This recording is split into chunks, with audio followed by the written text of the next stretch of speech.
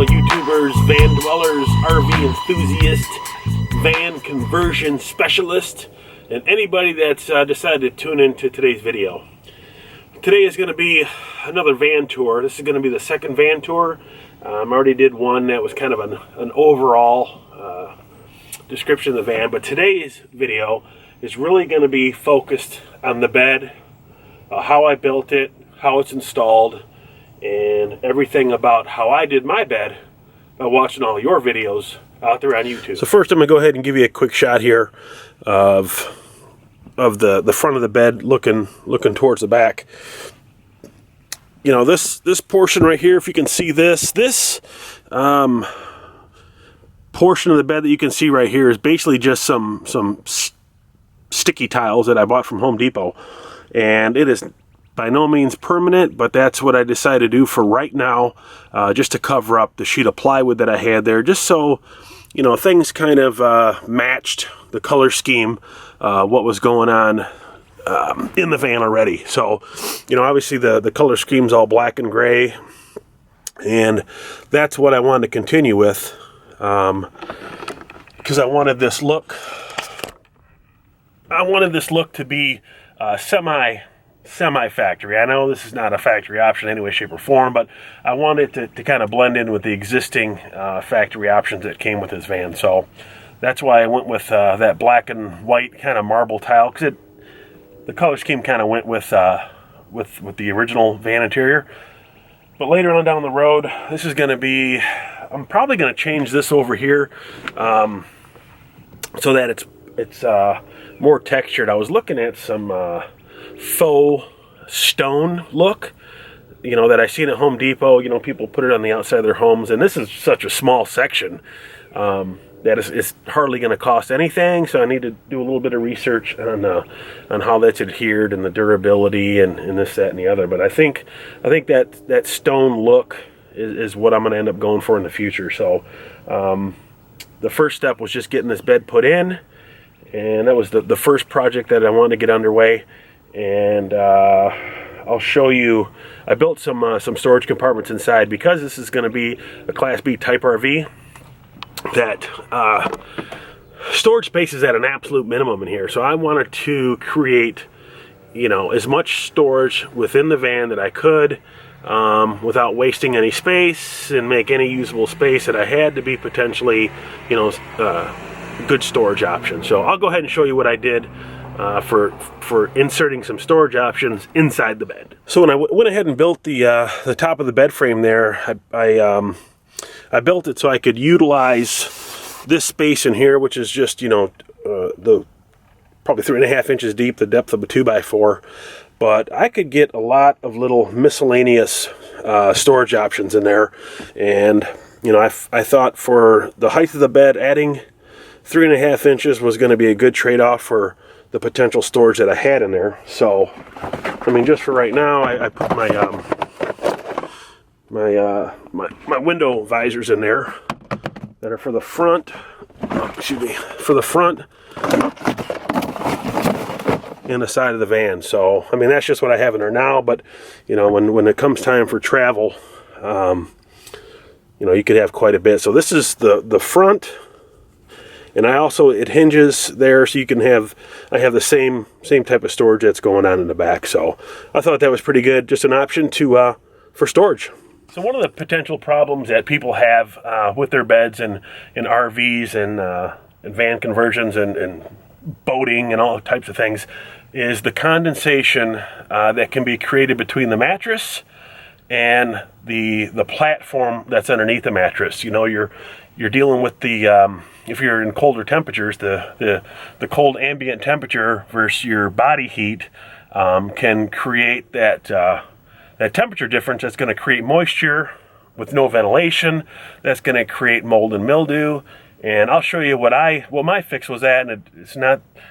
This is from the boating industry, and I found it on YouTube. Some other RVer put this in his bed, and I thought it was a pretty good option. This is what I put in here, and they sell this.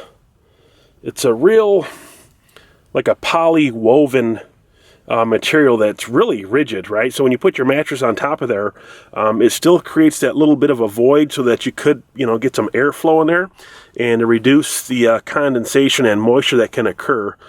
When I cut this, I try to cut it real precision, and I think I might have cut it a little too precise. I guess I could left myself an inch of wiggle room, forward and back and right and left, so I didn't have this overlap.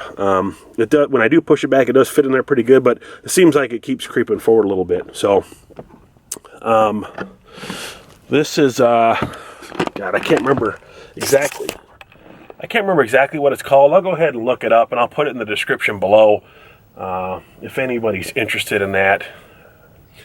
In all honesty, I really haven't even used it yet to have the experience to say whether it works or not, but I assume that it would. Basically it's just giving you that little bit of airspace in between your mattress and your platform there, so that you don't get that moisture build up and trap it without anywhere to go, hence creating that mold potential. So I assume it's going to work pretty well. The reviews that other people have used it says yes, it has worked. So basing on their research and their experience and their use, that it did prove to be useful. So that's what I went with. Further on down the road, after I use and experiment with it and have my experience with it, I'll be able to elaborate a little bit more on my own personal experience. This step down here that I use to get up into the bed, that little space right there is going to hold the 3 deep cycle AGM batteries that'll connect to my solar panels. Will give me my 12 volt power in the van. So that 12 volt power is going to allow me. To charge all my electronic devices, continue to run my battery. That'll all be tied into the solar panels on top, as I said in my earlier video.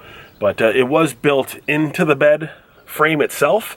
So I thought I'd go ahead and elaborate on that just a little bit. The top is screwed on there. I'm going to have some holes drilled on the side for ventilation and to run the wires in and out. I did go with the AGM batteries, the absorbed glass mat batteries. So they say they don't have to be vented. A lot of research that I've done say that they're safe to use on the inside versus your typical lead acid batteries. Do your own research on your battery choice. So you'll be comfortable in what you decide to put in your van or RV or whatever it might be. So the mattress selection that we decided to go with in the van, we went with the memory foam mattress. I want to say it's a 3 or 4 inch memory foam mattress. I have slept on it one time. It was comfortable. I had no issues whatsoever, and that incorporated with that vapor barrier that I put down the bottom, that woven poly, does give a little extra give, so I think that did make the bed a little bit more comfortable. The one thing that I did notice with this memory foam mattress, if anybody is not aware of this, which I wasn't when I first bought it, in the cold temperature, that memory foam is really hard. So the colder it gets, it's like laying on a brick. So it is definitely stiffer in colder weather. So that's not really going to be an issue for me. I have all the intentions when we're traveling and doing our adventures that we are going to be in some warmer weather. I don't plan on visiting places that are freezing or below zero. And if I'm in any type of inclement weather where it's a little bit chilly, we are going to have heat in here. So I'm kicking around heat ideas. I'll get into that in a whole different video. But I can tell you I'm not using propane because of the moisture that it emits and that for us. So there's something else that I think is going to be a little bit better that I stole from another YouTuber, right? He's using I think it's called a Webasto or something like that. Runs off your gas.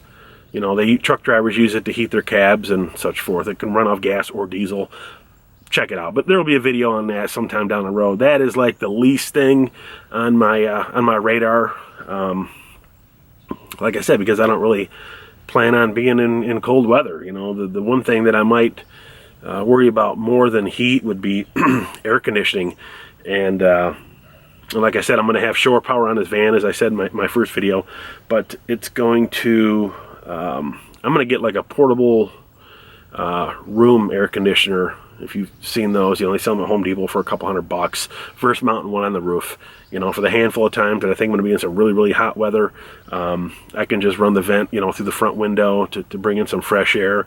And this small space, I think that room air conditioner will do just sufficient. So, but again, that's down the road too. We got some other things coming first. So we got some cabinets and a sink and solar and a whole bunch of other stuff coming before we're worrying about AC or heat. So let me take you to the back and I'll show you the storage that I incorporated in the back, accessible from the back of the van. So let's go back there and check that out. All right, so this is taking a look from the back of the van.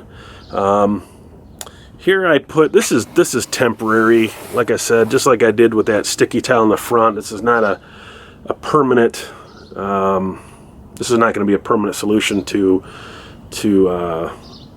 an aesthetically pleasing appearance from the back of the van, but it's working for now. I tried to get something that kind of matched the existing interior carpet of the van, and this is basically just speaker carpet, and it works okay now, so for now. So quite a bit of storage there in the back. I did a cutout there for the AC, the rear AC that came with the van, so it can get some ventilation back there.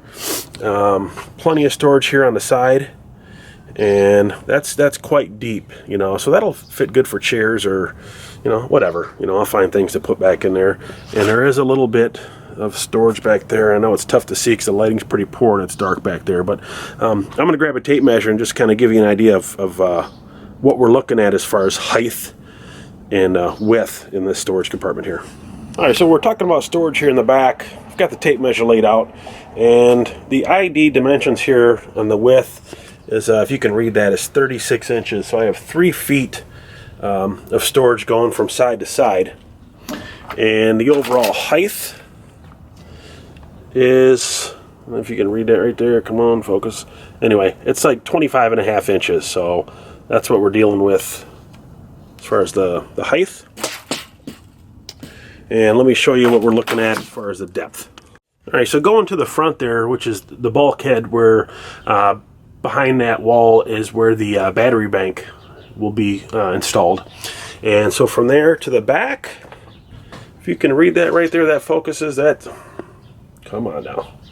So we're talking about 55 inches to the back for the doors to shut. So 55 inches, 36 inches across. And again, we had the height that was 25.5 inches there. So come on, man. Yeah, 25.5 inches. So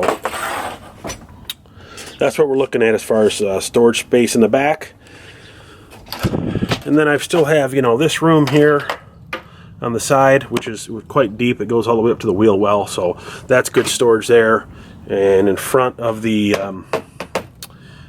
AC vent there is a big void up there, which I don't know. I got some ideas what I think I'm going to use that storage space there for.